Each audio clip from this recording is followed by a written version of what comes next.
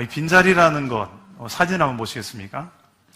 여러분들 한번 지금까지 살아오시면서 저런 빈자리를 보셨을 것입니다.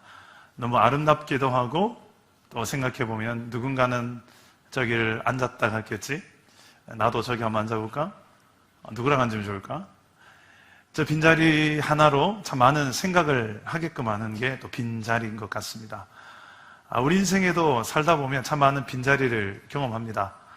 어떤 분들은 부모의 빈자리 때문에, 먼저 떠나보낸 부모님 때문에 이젠 전화로도 목소리를 들어볼 수 없는 부모님 때문에 생각나는 빈자리가 있을 것이고, 또 자녀들 입장에 있어서는 군대를 가면 아들은 부모님이 참 많이 보고 싶죠. 그 부모님의 빈자리가 이렇게 소중하고 컸던 거구나. 또 자녀가 없는 빈자리가 있습니다.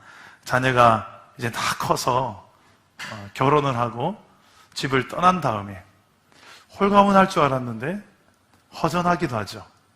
자녀가 없어서. 그래서 그 자녀의 빈자리 때문에 좀 허전함을 느끼는 부모들도 있을 것입니다. 군대에 간 자녀 때문에 허전한 부모도 있을 것이고, 혹시나 먼저 세상을 떠나보낸 자녀 때문에 또 자녀의 빈자리가 너무 크게 느껴지는 부모도 있을 것입니다. 배우자의 빈자리, 아내의 빈자리, 남편의 빈자리가 상당히 큽니다. 먼저 배우자를 떠나보낸 우리 배우자들. 그 빈자리는 그 사람이 얼마나 내 인생에 소중한 존재인지를 보여주는 도구이기도 합니다. 여러분들은 어떤 빈자리들 경험하시면서 여기까지 오셨습니까? 아니, 좀 바꿔서 이야기하면, 여러분이 있는 곳, 여러분들이 그 있는 곳을 만약에 비울 때에 여러분들은 얼마나 소중한 존재로 기억에 남을 것 같습니까? 성경에서도 빈자리에 대한 이야기를 하는데요, 두 가지 인생에 소중한 빈자리가 있다라고 성경은 이야기합니다. 오늘 이 두 가지 빈자리에 대한 이야기를 여러분들에게 전달해 드리고자 합니다. 이 두 빈자리는, 첫 번째는 천국의 빈자리고요, 두 번째는 주인의 빈자리입니다. 먼저 이 천국의 빈자리는 성경에 이런 말씀이 있습니다. 우리 화면을 한번 보시겠습니까? 화면을 보시고 한번 읽어보겠습니다. 같이 한번 읽어보겠습니다. 시작. 너희는 마음에 근심하지 말라. 하나님을 믿으니 또 나를 믿으라. 내 아버지 집에 거할 곳이 많도다. 이 말씀은 예수님께서 제자들에게 하신 말씀입니다. 예수님께서 계속 틈만 나면 나는 곧 죽을 것이다, 나는 곧 죽을 것이다, 그러나 또 부활할 것이다, 이것을 끊임없이 말씀하셨거든요. 그러니까 제자들 입장에 있어서는 예수님이 죽으시면 안 되죠. 지금 성경이 기록된 신약 성경 시대는 이스라엘이 로마의 식민자에 살던 시대였기 때문에 이 로마의 압제로부터 이스라엘을 구원해 줄 메시아를 기다렸는데, 예수님 죽으면 안 되죠. 우리의 영웅이 되셔야 되죠. 우리의 왕이 되셔야 되죠. 죽다니요. 이렇게 근심했던 제자들을 향하여서 예수님이 이렇게 말씀하셨어요. 근심하지 마라. 내가 너희들이 거할 처소를 예비하러 떠날 뿐이다. 저 하늘에 너희들이 거할 그 처소를 마련하려고 가고 다시 올 것이다. 다시 난 재림할 것이다. 와서 너희들을 인도해서 너희들이 거할 영원한 처소, 하나님의 나라로 너희를 인도할 것이다. 이렇게 말씀하시면서 내 아버지 집에는 거할 곳이 많도다. 내 아버지 집은 바로 저 천국을 말하는 것입니다. 여러분, 이 내 아버지 집에 관한 이야기를 예수님은 또 한 번 다른 곳에서 이야기하시는데, 누가복음 15장에 이런 이야기를 하세요. 집 나간 아들이 떠난 그 빈자리를 이야기합니다. 아버지가 볼 때 집 나간 아들, 좋게 나간 게 아니에요. 군대 가서 나간 게 아니에요. 뭔가 결혼해서 나간 게 아니에요. 왜 나갔느냐? 내 앞으로 받을 유산을 아버지 미리 주세요. 그 유산 좀 주세요. 어차피 제 거 아닙니까? 근데 아버지가 줘요. 아버지는 좀 돈이 많은 분이셨어요. 부자예요. 그런데 많은 돈을 가지고 나갔겠죠. 이 떠난 둘째 아들, 이 아들이 자기가 마음대로 쓰고 흥청망청 살아갑니다. 그 많은 돈을 다 날려버립니다. 술집에, 여자에 다 날려버립니다. 그리고 이제는 돈이 없어서 먹고 살 게 없으니까 아르바이트를 해야 되겠다. 어디 아르바이트를 하느냐? 돼지를 치는 일을 하는데, 돼지를 치는 일을 하다가 배가 너무 고파가지고 먹을 게 없나 찾다 보니 돼지가 먹는 밥이 있는 거예요. 쥐엄나무 열매라는 게 있었어요. 그 쥐엄나무 열매를 좀 먹으려고 주인에게 저거라도 제가 좀 먹으면 안 될까요? 근데 주인이 안 된다. 돼지 먹여야지. 네가 뭐라고 돼지 밥을 먹으려고 하느냐. 돼지 밥조차도 못 먹게 거절을 당합니다. 그러면서 이 아들은 이 생각을 해요. 내 아버지 집에 빈자리를 생각합니다. 그 빈자리는 누구의 빈자리입니까? 내가 원래 살았던 빈자리. 그런데 이 아들은 내 아들로서 살았던 빈자리를 생각한 게 아니라 성경을 보니까, 누가복음 15장 보니까 아들의 자리를 그리워한 게 아니라 아들 밑에서 품꾼으로 일했던 일꾼들의 빈자리를 생각해요. 왜냐하면 그 품꾼들을 생각해. 자기가 지금 품꾼으로 살고 있거든요. 돼지 치는 품꾼. 그런데 돼지 밥조차 못 먹는 품꾼으로 살고 있거든요. 그러니까 내 아버지 집을 생각하는데 품꾼의 자리가 생각나요. 그 품꾼들만 생각해도 너무 잘 먹고 살았거든요. 너무 잘 먹고 사는 그 품꾼. 그 내가 지금 뭐냐? 주인의 아들로 당당하게 내 집에서 살았어야 될 내가 이제는 품꾼만큼도 못한 내 인생으로 전락해버린 이유 무엇입니까? 아버지 집을 떠났기 때문입니다. 원래 내가 있어야 될 그 자리를 떠났기 때문이에요. 그래서 이 아들은 내 아버지 집에 돌아가자. 내가 참 철없었다. 방탕하게 살았다. 나는 죄인이다. 돌아가서 아버지 앞에 솔직하게 용서를 구하자. 잘못했다고. 그리고 나를 이제 더 이상 아버지의 아들로 여기지 말고 품꾼의 하나로 여겨달라고 말하면서 죄를, 용서를 구하자. 그러면서 아버지 집으로 갑니다. 아버지 집에 갔는데 저 멀쩡한 우리 집이 보여요. 근데 차마 이 발이 안 떨어지는 거예요. 발이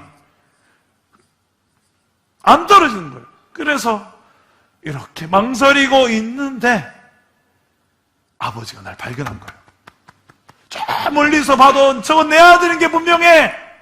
아빠는 알거든요. 그 주성주성거리는 그 아들의 그 추임새 한번 알잖아요. 아빠가 알아보고 어떻게 행동을 취할까요? 이놈의 자식 할까요? 어떻게 할까요? 우리 성경에 한번 읽어봅시다. 우리 누가복음 15장 20절 화면을 보시고 아버지의 반응을 한번 보십시오. 한번 읽어보겠습니다. 시작. 이에 일어나서 아버지께로 돌아가니라.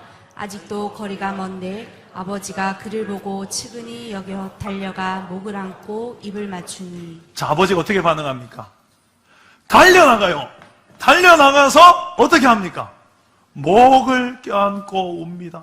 목을 껴안는다니까 어떤 사람이 헤드락 걸어서 이렇게 요거 생각, 이거 아니고 목을 끌어안는다는 것은 정말 깊이 안을 때 한번 안아보고 싶은데 어떻게 안았을까? 현우야, 네가 좀 예를 들어 일어나봐. 목을 안으면요 이렇게 하는 거예요. 이렇게 정말 깊이 안아야만 안을 수 있는, 이렇게 아들을 가서 안은 거예요. 성경 기록 안 되죠. 울지 않았겠어요? 이렇게 울고 그 다음에 뽀뽀를 했대요. 뽀뽀를 하려면 어떻게 해야 됩니까? 얼굴 안 보고 뽀뽀가 됩니까? 뽀뽀를 하려면 얼굴을 봐야 되잖아요. 얼굴을 보고 뽀뽀해 다치고 안 그랬겠어요? 앉아라. 박수 한번 쳐주세요. 그러니까 이 아들이 당황해요. 이게 아닌데 내가 예상한 것은 이놈의 자식, 내 클이 나갈 때 알아봤다. 꼴 좋다. 경상도 사투리로, 그죠? 딱 이게 우리의 생각하는 집에 돌아갔을 때 이 모습인데 아닌 거예요. 이 아버지가 아무것도 묻지 않고 안으시고 뽀뽀해 주시고, 그래서 이 아들은 준비했던 멘트를 합니다. 아버지, 저는 아버지 집을 떠난 죄인입니다. 아버지께 죄를 지었지만 하나님께도 죄를 지었습니다. 하늘에 죄를 지었습니다. 더 이상 아버지의 아들이라 일컬음을 감당하지 못하겠습니다. 이런 이야기. 그러니까 아들의 자리를 바라보고 온 게 아니라는 거예요. 그 정도로 낮아질 대로 낮아진 아들의 마음입니다. 근데 이 아들을 향하여서 아버지는 또 뭐라고 말하냐면, 얘들아, 신하들 이야기합니다. 우리 집에서 제일 좋은 옷을 가져와서 내 아들에게 입혀라. 그리고 반지를 가져와라. 내 아들인 걸 증명하는 반지를 끼워줘라. 그리고 신발을 신겨라. 그리고 살찐 송아지를 잡아라. 잔치를 벌이자. 이 이야기는 우리가 장차 가게 될 저 천국에서 나를 애타게 기다리고 계시는 하나님 아버지에 대한 이야기입니다. 하나님 아버지가 왜 이렇게 죄 많은 인생들을 향하여서 그 빈자리를 바라보며 내 아들의 빈자리를 보며 안타까 여기며 기다리고 계실까? 그리고 아들은 실컷 방탕하고 돌아왔는데 왜 이렇게 끌어안아 주시고 뽀뽀하고 영접해 주실까? 그리고 그 많은 재산을 들여서 옷 사입히고 또 잔치 벌리고 할까? 뭐가 이뻐서? 1번, 돈이 남아 돌아서. 2번, 아들이니까. 3번, 그래도 아들이니까. 4번, 그래도 아들을 사랑하시니까. 여러분 몇 번인 것 같습니까? 여러분 그렇죠. 이 이야기는 예수님이 하신 말씀인데, 너희가 믿는 하나님은 이런 아버지다. 하나님은 천국의 빈자리로 내가 돌아오기를 기다리시는 분이에요. 그래서 그곳에 영원한 만족과 기쁨과 평안과 사랑과 기쁨만 가득한 그곳, 눈물이 없는 곳, 고통이 없는 곳, 그곳에서 영원히 하나님 원래 이렇게 우리가 살도록 창조하셨습니다. 그곳에 우리가 다시 돌아가기를, 아버지의 집으로 돌아오기를 오래도록 기다리신 줄 믿을 수 있기를 바랍니다. 성경의 주제가 이거예요. 이 성경, 신약, 구약 성경의 핵심이 우리가 다시 아버지께로 돌아오기를 간절히 기다리고 계신다. 그 아버지의 사랑이 담겨 있고요. 그런데 그곳에 나 같은 사람이 갈 수 있을까요? 나 죄 많이 지었는데요. 그리고 인원수가 이미 용량이 찼을 텐데요. 평수가 남아도나요? 오늘 우리 부동산 소장님도 오셨는데 거기 분양이 다 끝나지 않았습니까? 천국 남은 자리가 있나요? 근데 요한복음 14장 1절 예수님 뭐라고 말씀하십니까? 너희는 마음에 근심하지 말라. 다시 한번 띄워주실래요? 하나님을 믿으니 곧 나를 믿으라. 내 아버지 집에는 거할 곳이 많다 적다? 많다. 평수 걱정하지 마라. 분양 걱정하지 마라. 내 아버지 집에는 차고 넘친다. 얼마든지 받아낼 수 있다. 근데 솔직히 저는 죄가 있는데요. 천국은 죄가 없는 곳이잖아요. 하나님이 죄가 없기 때문에, 거룩하신 하나님이기 때문에. 천국에 죄가 있으면 천국이 아니에요. 그곳에도 찔러 죽이고 빼앗고 욕심내고 이게 무슨 천국이에요? 미움과 시기와 질투, 원망 가득, 그게 무슨 천국이에요? 그건 천국이 아니에요. 하나님은 죄가 없는 분이시고 천국은 죄가 없는 곳입니다. 그럼 나는 거기에 들어가면 그것을 오히려 오염시킬 것 같은데요. 저는 천국에 어울리지 않은데요. 제가 저를 아는데 들킨 죄, 안 들킨 죄, 드러난 죄, 안 드러난 죄, 말로, 생각으로, 행동으로, 과거, 현재, 미래, 저는 미래에도 죄를 지을 확률이 99.9%인데 이 과거, 현재, 미래에 온종일 나는 죄가 많은데 이 죄가 어떻게 해결될 수 있나요? 하나님 나라에 나는 어울리지 않는데. 그래 나보고 오라고요? 이 누더기가 된 나를. 그래서 성경에는 이 대답도 해답도 기록되어져 있습니다. 요한일서 4장 9절에서 10절 말씀을 화면을 보시고 한번 읽어보겠습니다. 함께 읽겠습니다. 시작. 하나님의 사랑이 우리에게 이렇게 나타난 바 되었으니 하나님이 자기의 독생자를 세상에 보내심은 그로 말미암아 우리를 살리려 하심이라. 사랑은 여기 있으니 우리가 하나님을 사랑한 것이 아니요 하나님이 우리를 사랑하사 우리 죄를 속하기 위하여 화목제물로 그 아들을 보내셨습니다. 여러분, 지금으로부터 2024년 전에 놀라운 일이 일어났습니다. 우리가 지금 몇 년도에 살죠? 2024년. 그러면 그 2024년 전에 무슨 일이 있었길래 2024년 전에 하나님의 아들이신 예수님이 이 땅에 오셨어요. 이건 세계사가 인정하는 역사예요. 사실이에요. 그래서 BC와 AD로 예수 안 믿는 사람, 세상 사람들도 이렇게 나누잖아요. 그래서 우리 2024년이 된 거예요. 2024년 전에 예수님이 이 땅에 오셨어요. 왜 오셨는가? 성경은 이렇게 얘기합니다. 하나님의 사랑이 이렇게 우리에게 나타난 바가 된 것이다. 한마디로 하나님이 우리를 이렇게 사랑하신다. 이게 무슨 말이냐? 인류의 모든 죄인들을, 그 죄인들의 죄값을 대신 덤탱이로 짊어지고 죽어줄 죄 없는 분, 바로 예수님밖에 없기 때문에, 하나님의 아들 예수님밖에 없기 때문에 직접 이 땅에 오셔서 십자가에서 처참하게 죽으시고, 그리고 죽은 것만이 끝이 아니라 3일 만에 다시 살아나신 그 예수님, 이 사건을 하나님의 사랑이 이렇게 우리에게 나타난 바 된 사건이라고 성경은 이야기해요. 그래서 이 이유를 요한복음 3장 16절은 이렇게 이야기합니다. 중요한 말씀입니다. 이 말씀을 꼭 기억하시면 좋겠습니다. 함께 읽어보겠습니다. 시작! 하나님이 세상을 이처럼 사랑하사 독생자를 주셨으니 이는 그를 믿는 자마다 멸망하지 않고 영생을 얻게 하려 하심이라. 아멘. 우리가 멸망하지 않도록, 죄 때문에 심판당해서 지옥 형벌을 당하지 않도록. 여러분, 죄의 결과는 사망입니다. 죽음이에요. 성경은 죽음을 하나의 죽음으로 말하지 않고 세 가지 죽음을 이야기합니다. 첫 번째 죽음은 육체적 죽음이에요. 육체적 죽음은 영혼과 육체가 분리되는 거예요. 우린 죽는 순간 영혼과 육체가 분리됩니다. 육체는 썩고 영혼은 어디론가 가요. 천국이냐 지옥이냐. 이게 육체적 죽음입니다. 두 번째 죽음은 영적 죽음입니다. 영적 죽음이 뭐냐? 하나님과 내가 분리되는 거예요. 원래 우리는 하나님과 내가 분리되지 않고 하나로 하나님과 함께 동행하며 살았던 인생이었습니다. 성경 그렇게 이야기해요. 그런데 죄가 하나님과 우리의 사이를 갈라놓았다.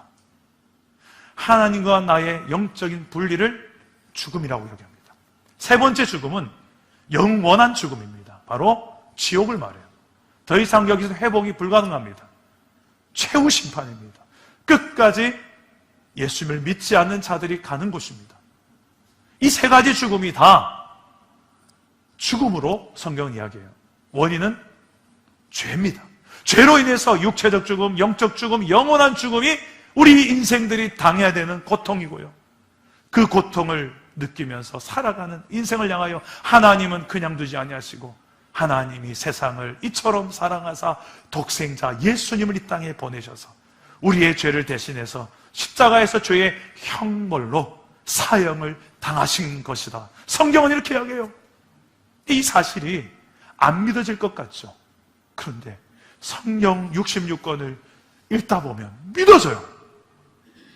이게 사실이었구나. 나를 이렇게 사랑하셨구나. 나의 죄를 위해서 대신해서 십자가에 그분이 대신 죽어주시기 위해 이 땅에 오신 것이었구나. 저는 오늘 사랑 담은 교회에 오신 모든 한 분 한 분 VIP 우리 성도님 모두가 예수님을 믿었으면 좋겠습니다.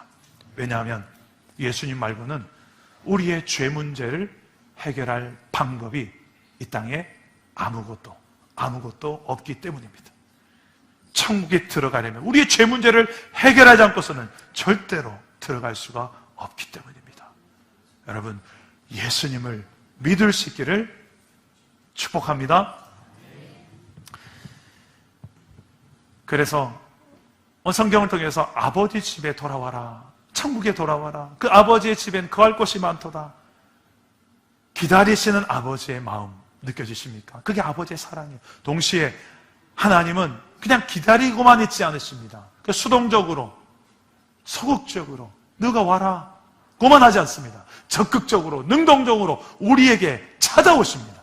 찾아오셔서 노크하십니다. 어떤 분으로 노크하시는가? 나는 네 인생의 주인이다. 네 인생의 주인만이 아니라 온 우주의 주인이다. 왜? 내가 만들었거든. 내가 창조주거든. 내가 너를 창조했다. 너에게 주인이 바로 나다. 그래서 우리 인생의 문 밖에서 주인이 노크하고 계시는 분으로 성경은 소개합니다.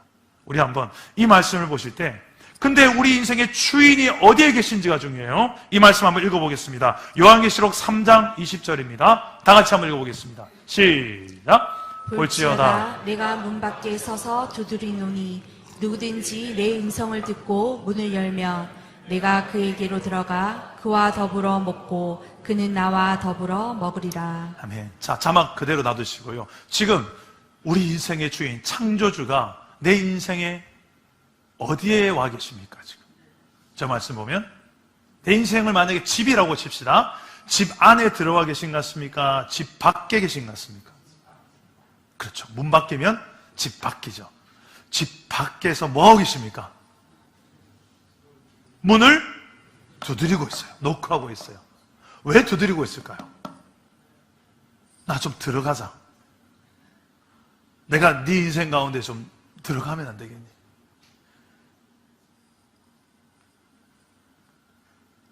나는 더 이상 너 혼자서 그렇게 사는 것 안 보고 싶고 너랑 함께 살고 싶다. 그러라고 난 널 만들었다.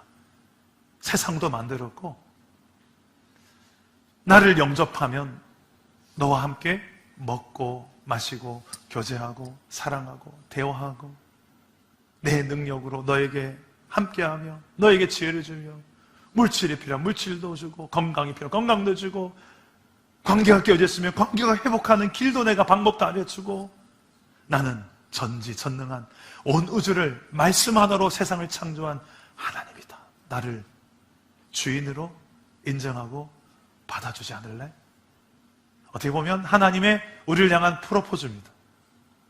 나를 받아주지 않을래? 문 좀 열어주지 않을래?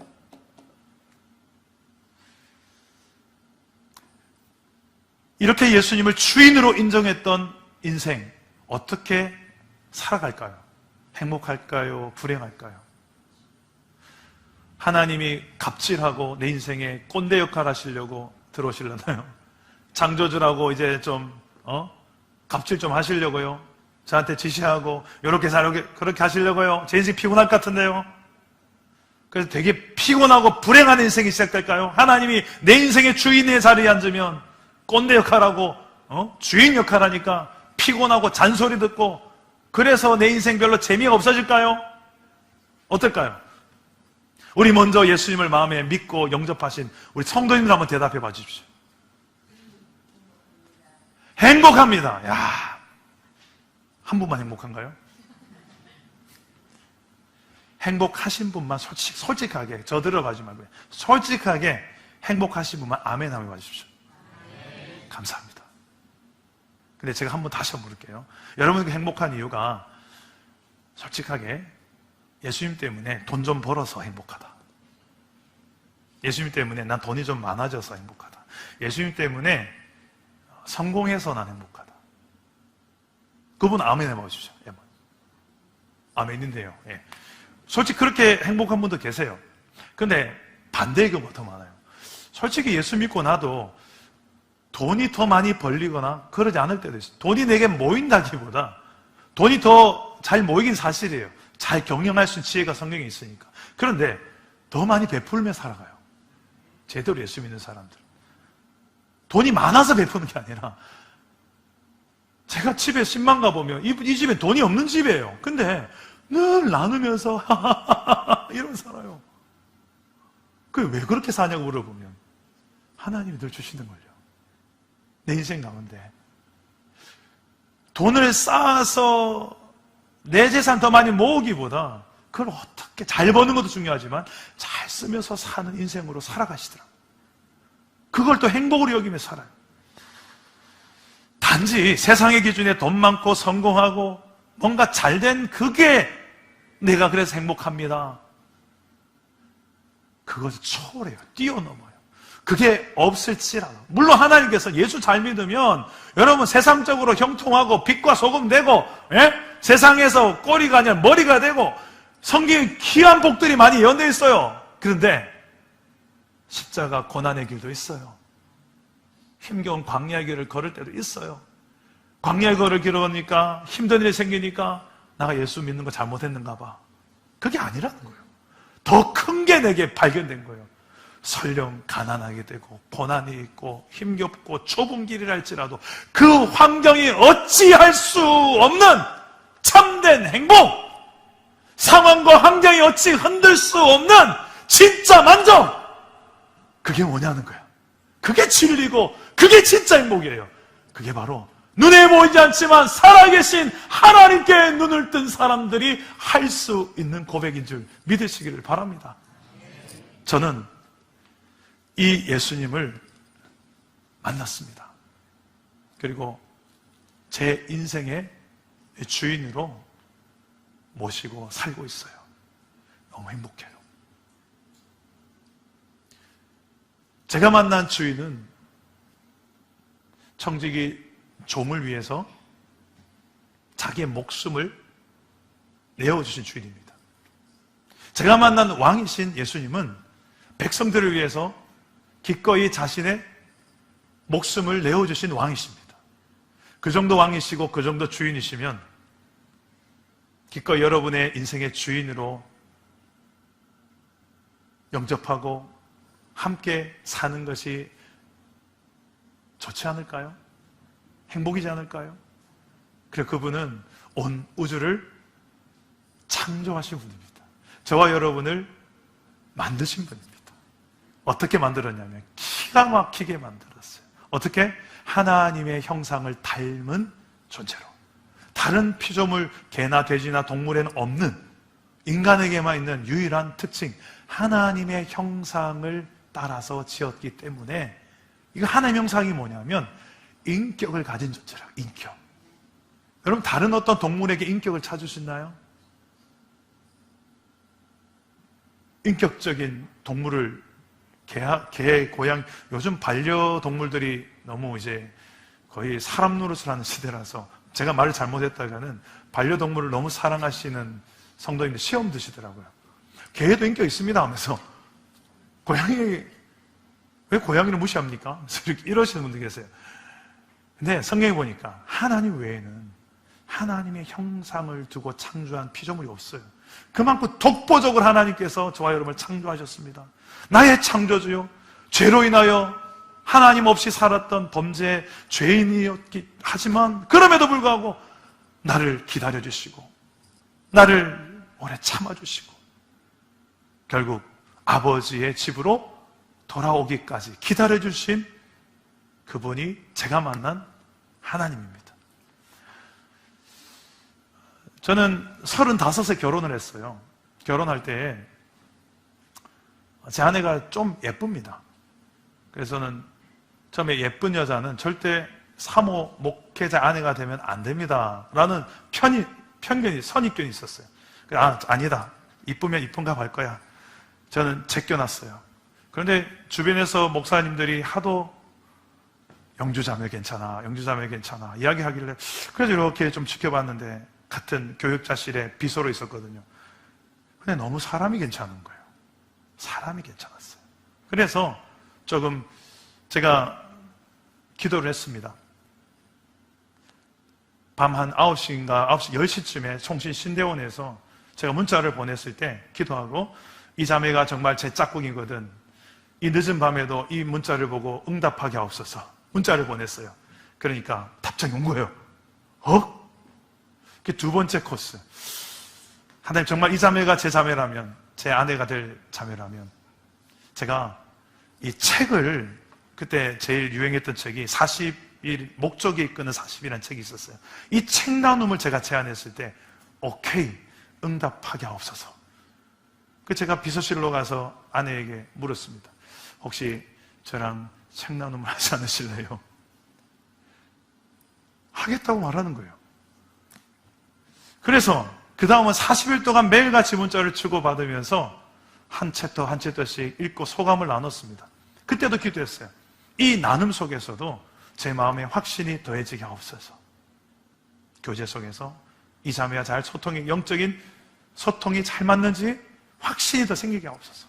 이 40일 지났는데 더 확신이 채워지는 거예요. 결혼했습니다. 지금 17년 살고 있습니다. 아들, 딸 하나 놓고 너무 잘 살고 있어요. 행복하게 살고 있어요. 그래서 최근에 제가 장모님께 가서 물었어요. 제가 궁금한 게 있었거든요. 장모님, 그때 제가 정말 형편없이 살았던 기억이 나는데 제 어딜 보고 그 귀한 딸을 주셨습니까? 물었어요. 아내 어머니에게 물었더니 그때 장모님이 상당히 솔직하시거든요. 그때 자네 교회에서 끌베이로 소문났잖아. 끌베이로. 여러분 끌베이란 단어 아십니까? 끌베이 표준어로 하면 거지. 제가 교회에서 소문난 거지 같은 삶을 살았던 거예요. 그러니까 생각해 보니까 끌베이가 참 어울리는 저의 수식어가 맞는 것 같아요. 왜냐하면 저는 돈이 없었기 때문에 그 공부는 정말 많이 하고 싶었고, 그래서 대학교 2개, 석사과정, 대학원, 그 다음에 박사과정, 그러면서 돈은 없는데 다 학자금 융자로 해서 그 빚만 있고 하나가 더 있어요.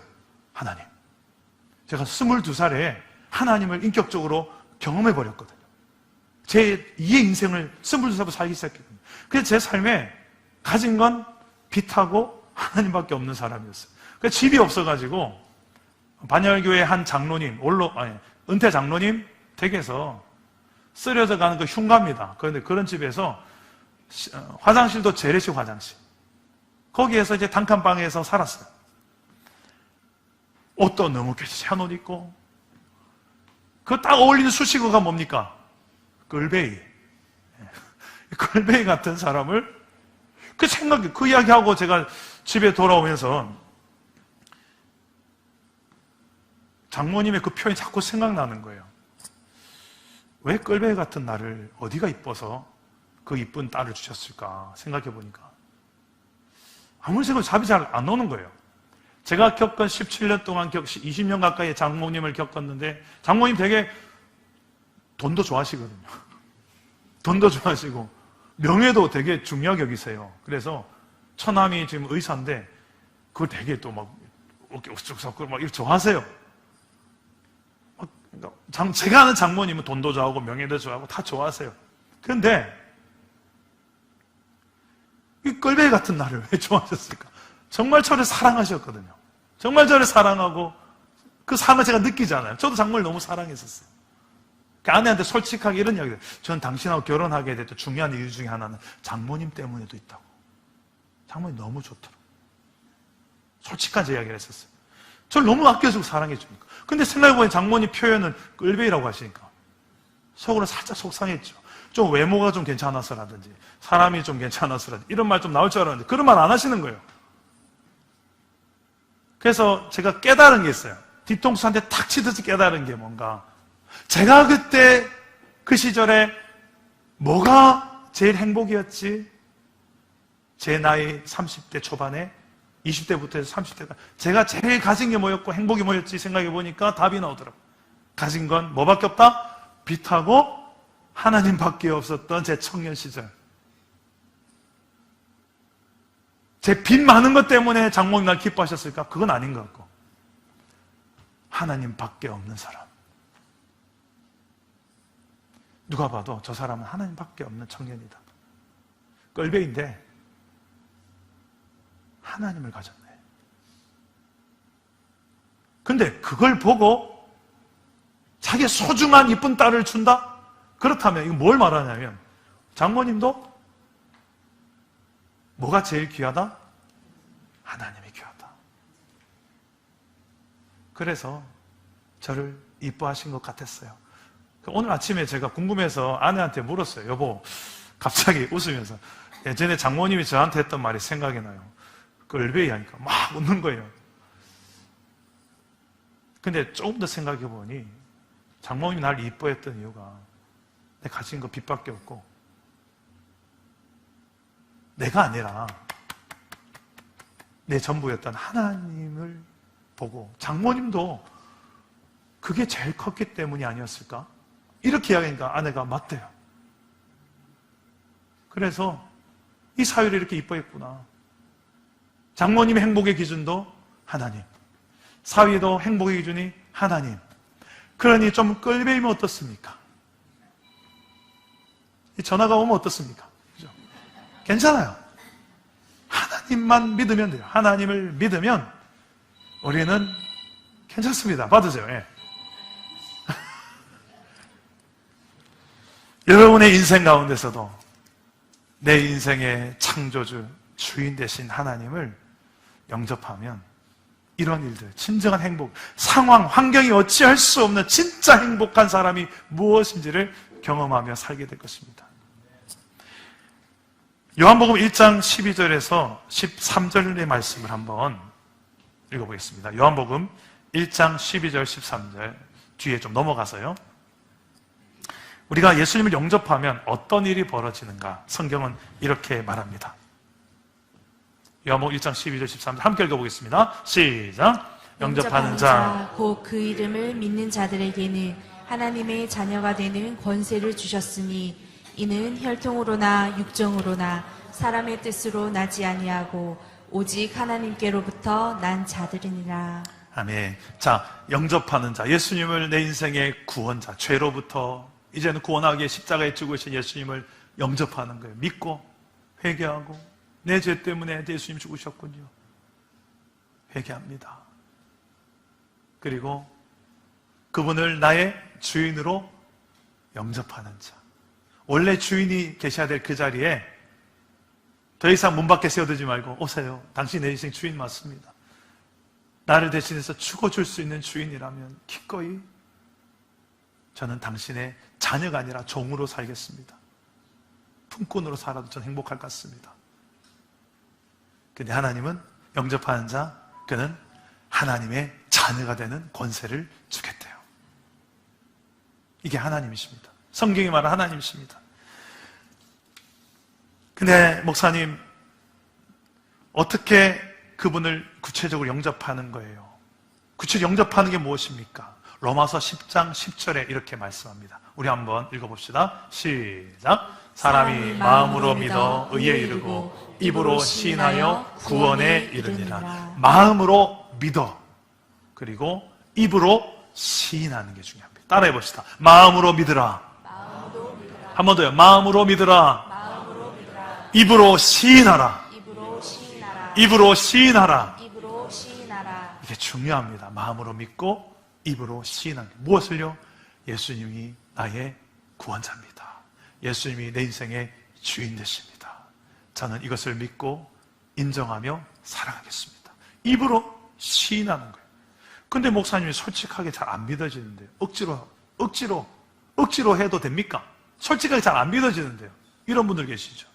이런 분들 위해서 로마서 10장 17절 말씀 기록되어 있습니다. 우리 한번 읽어봅시다. 시작! 그러므로 믿음은 들음에서 나며 들음은 그리스도의 말씀으로 말미암았느니라. 믿음은 들음으로 나는데 무엇을 들어야 된다? 그리스도의 말씀, 이 성경의 말씀을 들을 때 믿음이 주어지는 줄 믿으시길 바랍니다.